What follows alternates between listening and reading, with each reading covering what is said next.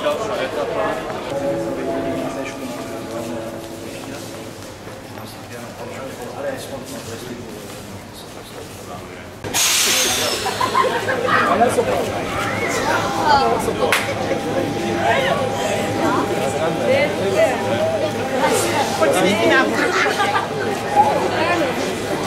Změna programu, půjde teďka venkem, až na konec soupravy a zpátky k mikrofonu.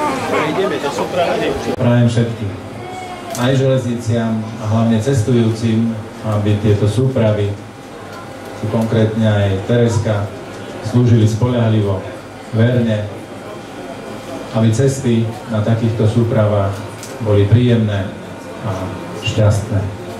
Všetko dobré. Teším sa, že sa ľudia tešia, že takéto nové reálie sa stávajú súčasťou nášho života aj tu na východe Slovenska. Východ nemusí byť ani chudobný, ani vzdialený.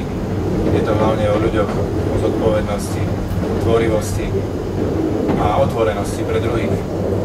Tak prajem Tereske, aby tieto posolstvá šírila na každom kilometri, aby takto atmosféra fungovala aj v samotnom vlaku.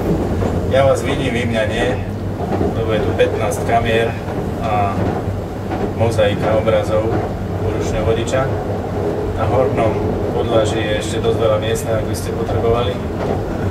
Dole je to celkom živé, plné, takže všetkým všetko dobré, šťastnú cestu. Zábery, áno. Pán prednosta, pán prednosta.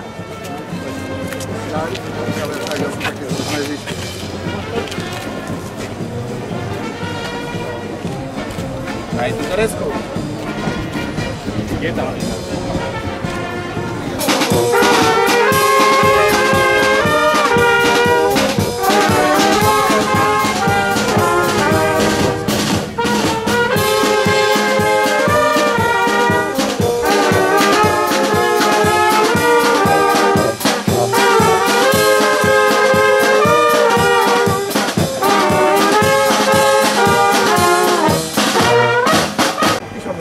Dobre, chlapi, menej reči, viac hry. Poďme, pán kapelník. Ponáhľania kapelníka. Zaráďte sa, pán kapelník, zaráďte sa.